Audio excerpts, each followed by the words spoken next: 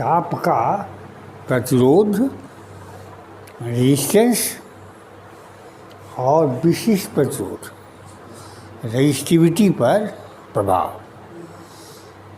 आप पढ़ चुके हैं कि किसी तार का प्रतिरोध R बराबर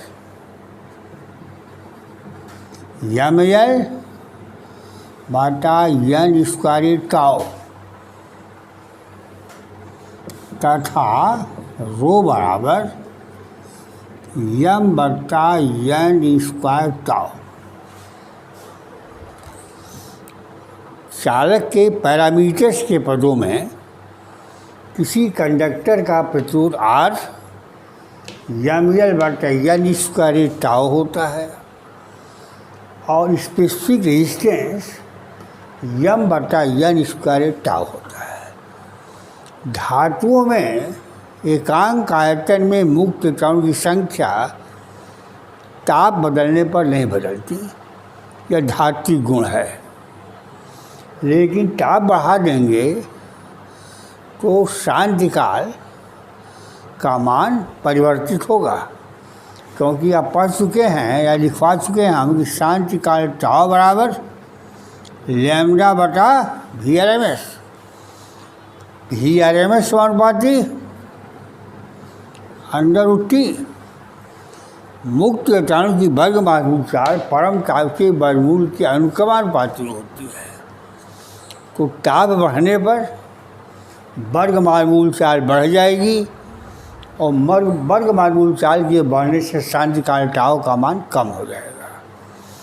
ताप बढ़ने पर चालक के धन आयनों के कंपन का आयाम भी बढ़ेगा, जिससे मुक्त इलेक्ट्रॉन जल्दी मुक्त इलेक्ट्रॉनों को टकराने के लिए कम दूरी तय करनी पड़ेगी, लैम्डा का मान कम हो जाएगा। तो इन दोनों कारणों से शांतिकाल टाउ का मान घटता है, जिससे चालक का प्रतिरोध या विशिष्ट प्रतिरोध स्पेसिफिक रेजिस्टेंस ताप बढ़ने पर बढ़ जाता है। किस प्रकार बढ़ता है?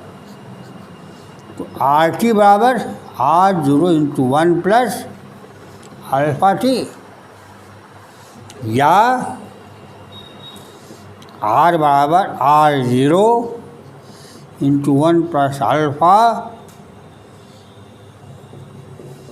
T minus T0। T0 हिमांक का ताप है, मेल्टिंग पॉइंट ऑफ आइस है, और T वस्तु का ताप है।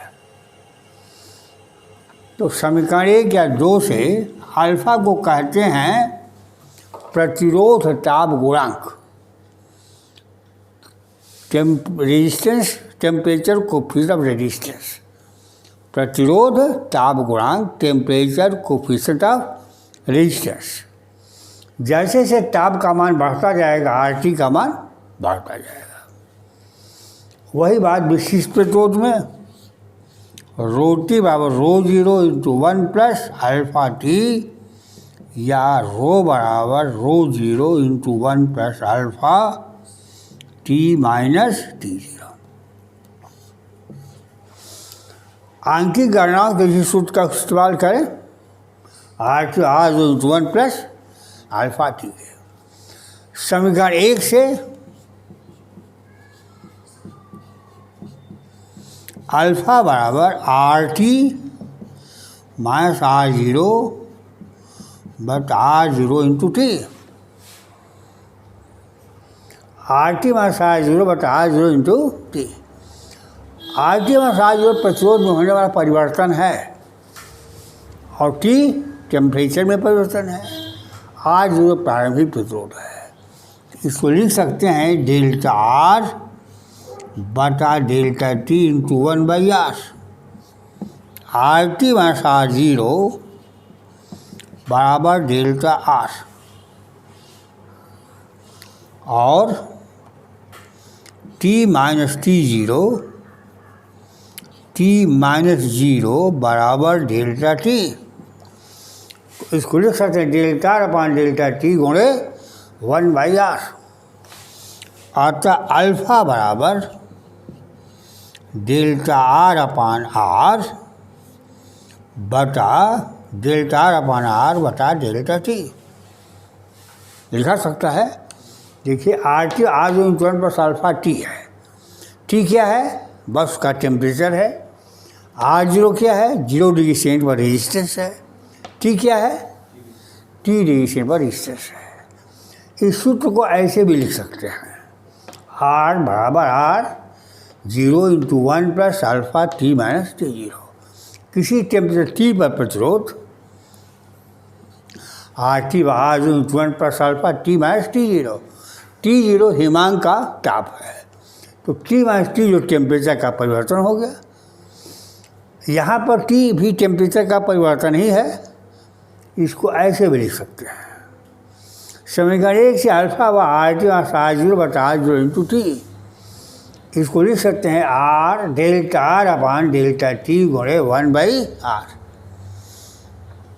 डेल्टा R अपान R को कहते हैं प्रतिरोध में भिन्नात्मक परिवर्तन, और डेल्टा टी है टेम्परेचर परिवर्तन। यदि किसी चालक के टेम्परेचर में 1 डिग्री सेंटीग्रेड का परिवर्तन किया जाए, चालक के ताप में 1 डिग्री सेंटीग्रेड का परिवर्तन किया जाए, तो उसके प्रतिरोध में होने वाला भिन्नात्मक परिवर्तन प्रतिरोध ताप गुणांक होता है। If change in temperature is 1 degree centigrade, then the fractional change in resistance is called as the temperature coefficient of resistance। आई बात समझना। तो अल्फा बराबर डेल्टा अपान R बटा डेल्टा टी। इसकी यूनिट होगी प्रति डिग्री सेंटीग्रेड। यही बात सेमी इसके लिए है, विशिष्ट प्रतिरोध के लिए यही तर्क देंगे आप।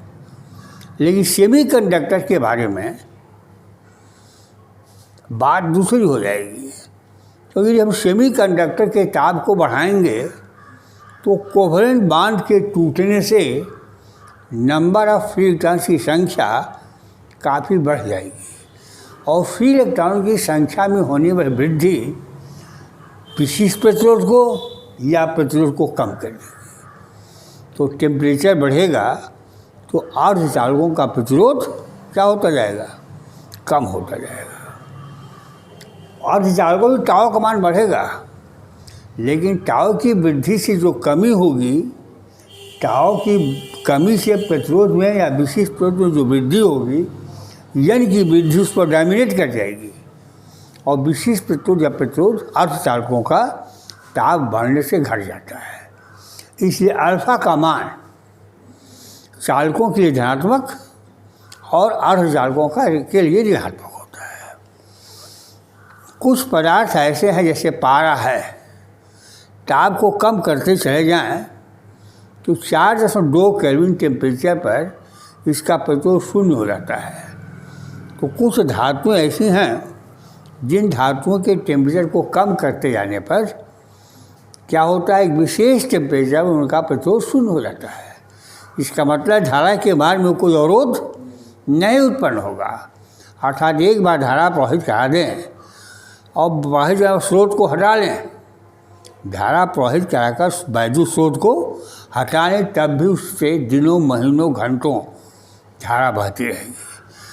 पदार्थ की इस गुण को सुपर कंडक्टिविटी कहते हैं, अतिचालकता कहा जाता है। अब देखिए, इस पर सवाल आपको लगाने पड़ेंगे। यदि परीक्षा में सवाल आवें तो आप इस सूत्र का इस्तेमाल करें, RT R0 into 1 plus alpha T. Alpha बराबर कितना होगा? अब मान लीजिए प्रतिरोध ताप गुणांक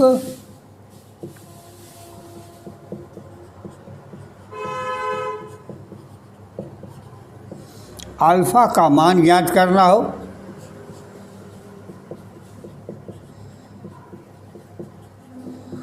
तो माना 100 डिग्री सेंटीग्रेड पर प्रतिरोध बराबर R100। तो R100 R0 into 1 plus alpha गुणे 100। R0 प्लस R0 अल्फा गुणे 100, या अल्फा बराबर R100 माइनस R0 बटा R0 गुणे 100। यदि अज्ञात ताप पर प्रतिरोध RT ज्ञात हो तो उस वस्तु का ताप भी ज्ञात किया जा सकता है। तो यदि ताप T पर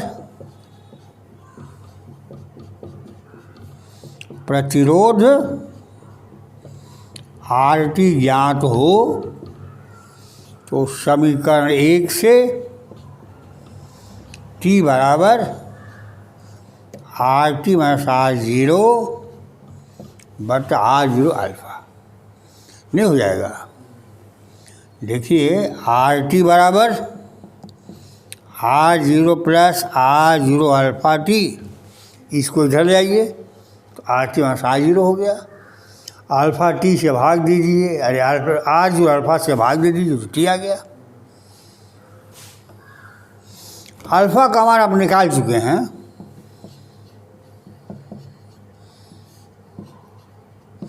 अल्फा R100 माइनस R0 बटा R0 गुणे 100, ये कट गया। T बराबर RT माइनस R0 बटा R100 माइनस R0 गुणे 100।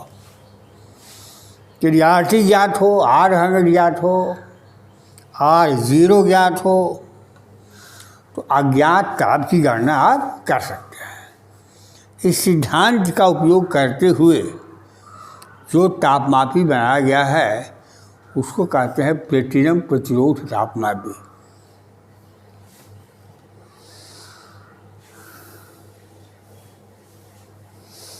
यदि T1 डिग्री सेंटीग्रेड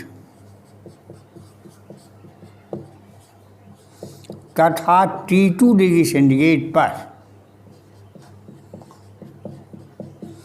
प्रतिरोध R1 तथा R2 ज्ञात हों तो R1 बराबर R1 plus alpha T1, R2 बराबर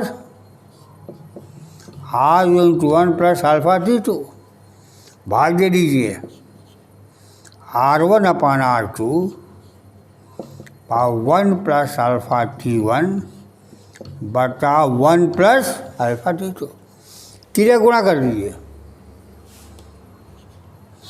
R2 या R1 plus R1 alpha T2 R2 plus R2 alpha T1, R1 alpha T2 minus R2 alpha T1 बराबर R2 minus R1। Alpha common ले लिया, R1 T2 minus R2 T1 बराबर R2 minus R1।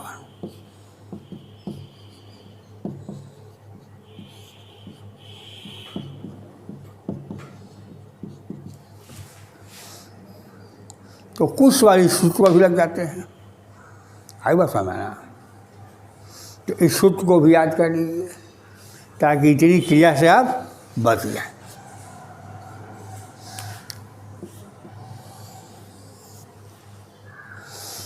वैद्युत परिपथ में शक्ति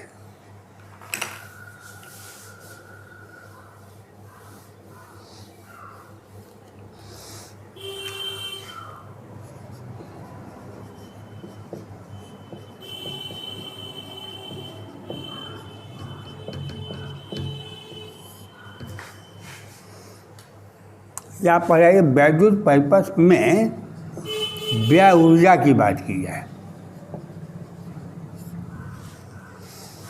यदि किसी चालक से वैद्युत धारा प्रवाहित होती है,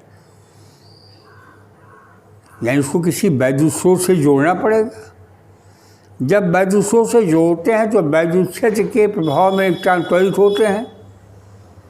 बार बार चालक के धनायन परमाणु से टकराते हैं और वैद्युत स्रोत से प्राप्त ऊर्जा का अधिकांश भाग खोते हैं ऊष्मा के रूप में। अतः वैद्युत स्रोत से प्राप्त ऊर्जा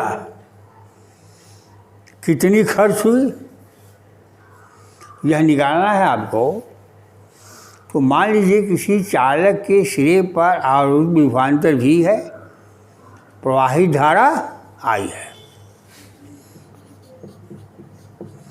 चालक के सिरों पर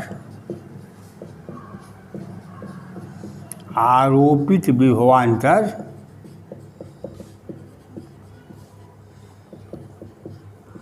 अभी प्रवाहित धारा वाई 30 सेकंड में प्रवाहित आवेश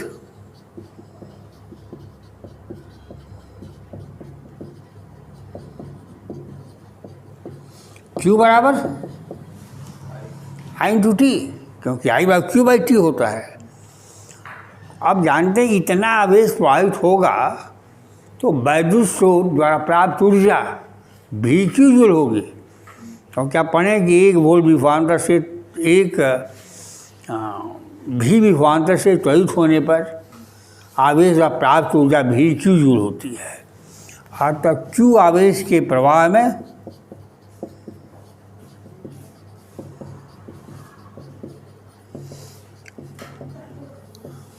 वह ऊर्जा बराबर भी इंटू Q जूल, यही हो गई वैद्युत स्रोत द्वारा प्रदत्त ऊर्जा। वैद्युत स्रोत द्वारा प्रदत्त ऊर्जा आई बात समझ में भाई। आवेश कितना प्रवाहित हुआ, I एम्पीयर की धारा 30 सेकंड तक प्रवाहित हुई तो प्रवाहित आवेश Q बराबर I इंटू टी।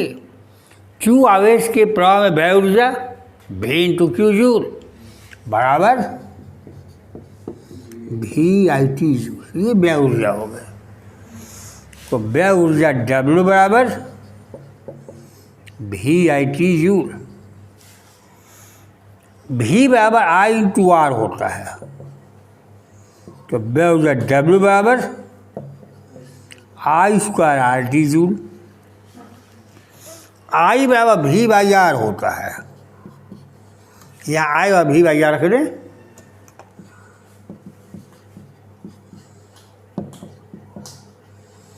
अब देखिए 3 सूत्र हो गए, एक ही सूत्र से ये 3 सूत्र बन गए।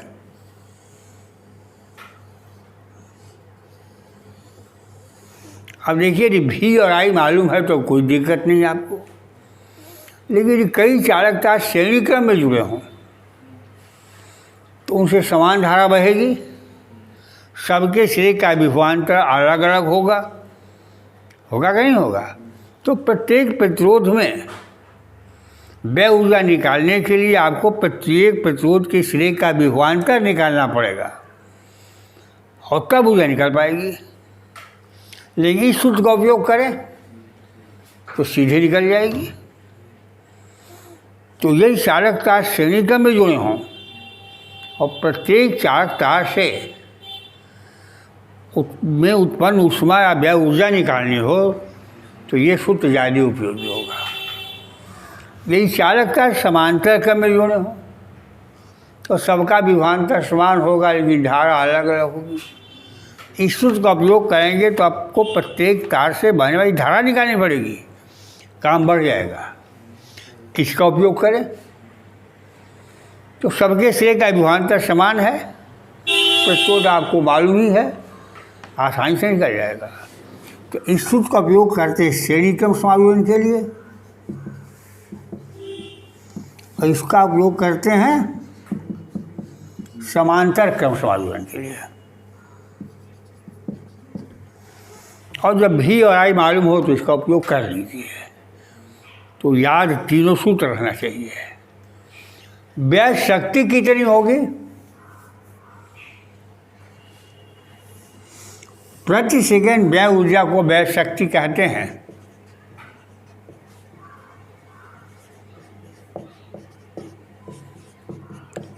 ऊर्जा व्यय की दर W/T।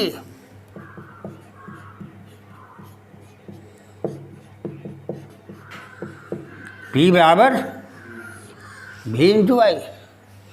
शक्ति का मात्रक वाट होता है।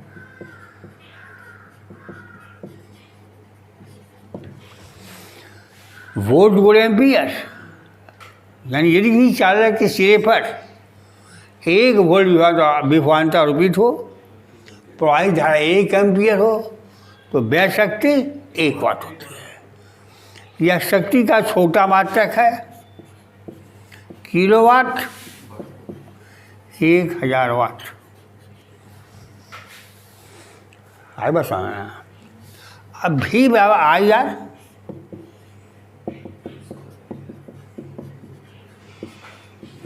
P बराबर आई स्क्वायर,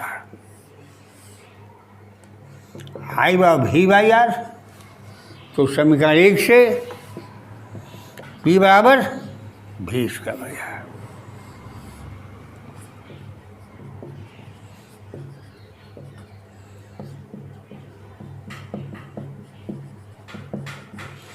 जब श्रेणी क्रम संयोजन हो तो प्रत्येक प्रतिरोध में व्यय शक्ति निकालनी है। सब में बहने वाली धारा समान होगी। आप इस सूत्र का उपयोग करेंगे। समांतर का संयोजन हो तो सबके सिरे का विभवांतर समान होगा। इस सूत्र का उपयोग करेंगे।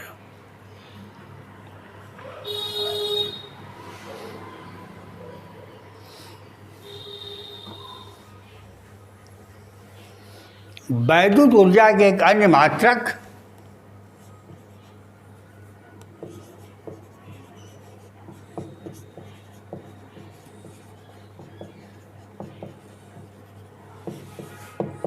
किलोवाट घंटा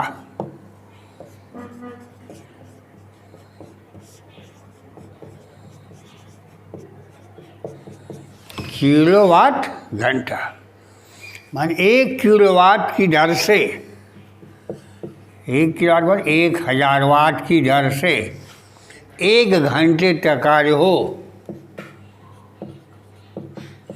तो उसे 1 किलोवाट घंटा कहेंगे।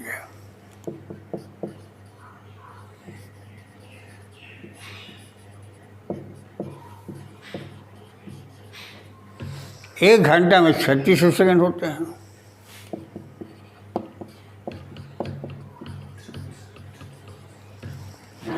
Three 3.6 into 10⁻6 joule.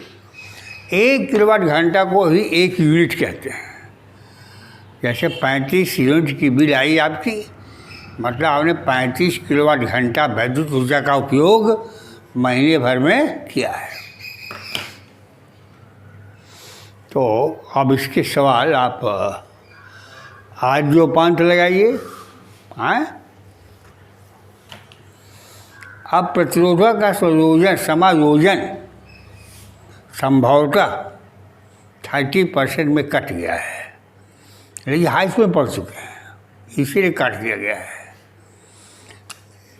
श्रेणी क्रम संयोजन क्या होता है? प्रत्येक चालक तार इस तरह से जोड़े जाएं, ये संयोजन श्रेणी क्रम होता है। पहले का दूसरा सिरा दूसरे के पहले सिरे से, दूसरे का दूसरा तीसरे के पहले सिरे से, सब में प्रवाहित धारा समान होती है। सभी में प्रवाहित धारा समान। विभवांतर भिन्न भिन्न।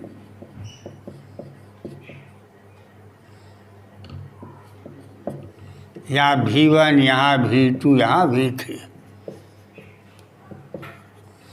V1 बराबर IR1, V2 बराबर IR2, V3 बराबर IR3।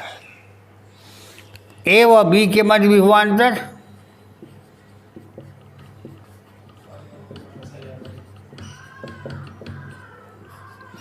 V1 plus V2 plus V3। यदि तुल्य प्रतिरोध R हो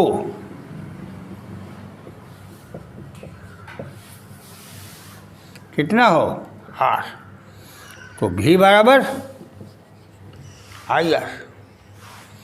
तो आई आर बराबर I R one plus I R two plus I R, या आर बराबर R one plus R two plus R. ये बात हाई स्कूल में पढ़ चुके थे।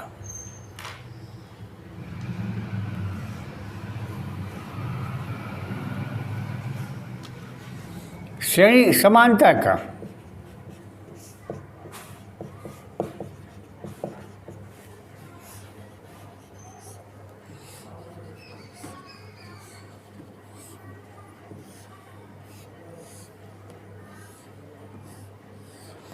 सब प्रतिरोधों का एक से एक बिंदु पर और दूसरा सा दूसरे बिंदु पर जोड़ दें और उसे जोड़ दें किसी बैटरी से जिसका विभवांतर भी हो, तो प्रथम प्रतिरोध के श्रेणी का विभवांतर वही होगा जो वह बी का है, यानी जो बैटरी का है। द्वितीय का विभवांतर वही होगा जो वह बी का है, यानी बैटरी का है। उसी तरह से तृतीय की भी यही स्थिति हो गई। तो पहली विशेषता हुई प्रत्येक के सिरों का विभवांतर समान। यहाँ से धारा आई चली, यहाँ से आई वन, यहाँ से आई टू और यहाँ से आई थ्री है, कुल धारा आई है। I one plus I to plus I three. तुल्य प्रतिरोध आर है तो भी बाई आर बराबर भी बटा आर वन प्लस भी बटा आर टू प्लस भी बटा आर थ्री। इससे बहने वाली धारा आई वन बराबर होगी भी बटा आर वन, क्योंकि विभवांतर भी है और प्रतिरोध आर वन है। इससे बहने वाली धारा आई टू बराबर होगी भी बटा आर टू, इससे धारा भी बटा आर थ्री। तो 1/r बराबर 1/r1 plus 1/r2 plus 1/r। धाराओं का अनुपात I1/I2।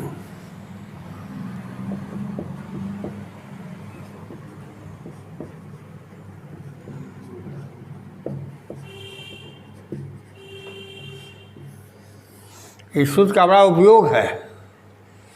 धाराओं यदि तार समांतर क्रम में जुड़े हों, इनमें बहने वाली धाराओं का अनुपात उनके प्रतिरोधों का व्युत्क्रमानुपाती होता है। इसका मतलब जो प्रतिरोध कम होगा उससे ज़्यादा धारा बहेगी और जो बड़ा प्रतिरोध होगा उससे कम धारा बहेगी। अर्थात धारा हमेशा सुगम मार्ग का इस्तेमाल करती है, सुगम मार्ग से बह जाएगी अधिकांश धारा, है बात समझ ना। तो समान ये प्रतिरोधों के समायोजन के सूत्र भी लगा लेंगे, सवाल भी लगा लेंगे, तो इससे फायदा यह होगा कि संधारित्र थोड़ा रिवाइज हो जाएगा। अच्छा कौन श्रेणी क्रम है कौन समांतर क्रम है नहीं छाटना है, तो प्रतिरोध का लगाइए तो कंडेंसर में कैपेसिटर में फ़ायदा करेगा। और इस चैप्टर के सभी सवाल लगाइए, NCERT के भी और अपनी सहायक पुस्तक के भी। हाँ, सहायक पुस्तक के सवाल तुम बहुत कम लगाते हो।